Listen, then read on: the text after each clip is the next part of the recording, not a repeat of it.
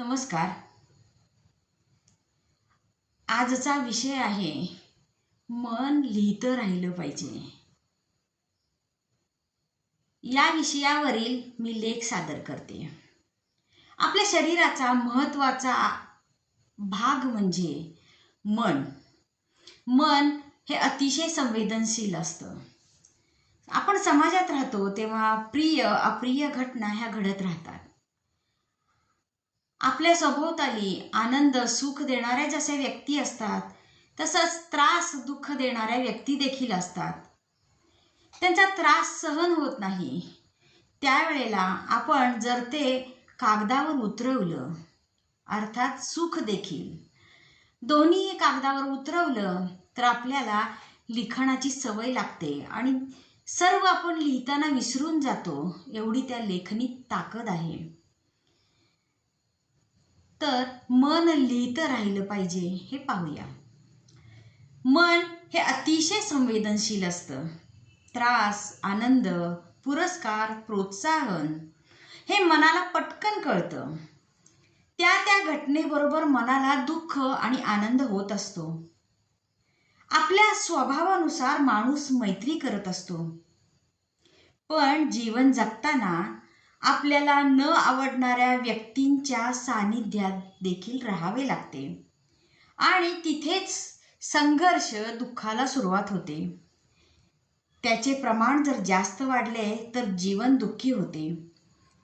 एखाद्या आध्यात्मिक शिबिरात गेलो तर आयुष्यातील दुःखद घटना त्रास देणाऱ्या व्यक्तींची नावं किंवा त्यांनी जो त्रास दिलेला आहे तो एका कागदावर लिहून तो कागद जाळायला सांगतात.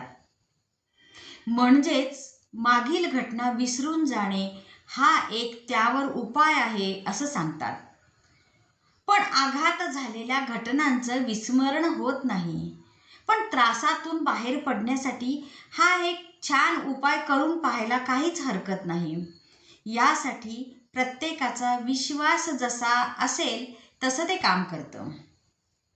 उत्कर्ष सुख बोचणाऱ्या व्यक्ती देखील असतात. काहीही संबंध नसताना देखील त्या व्यक्ती त्रास देतच राहतात. त्याचा खूप त्रास होतो पण सहन करण्याखेरीज पर्याय नसतो.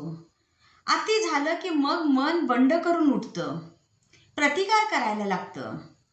प्रतिकार करणं हे देखील मनाचं एक चांगलं लक्षण आहे.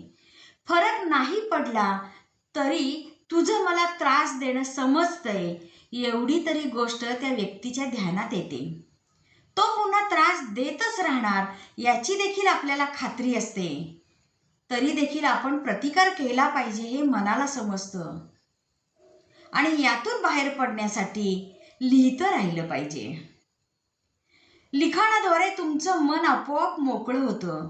तुमच्या भावना म्हणजेच तुमची जी लिखाणाची प्रतिभा आहे ती प्रगल्भ होत जाते आणि लिहिता लिहिता तुमचं मन मोकळं होतं.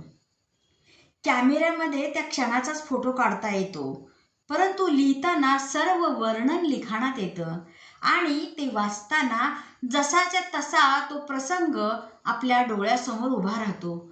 म्हणून लिहितं राहिलं पाहिजे.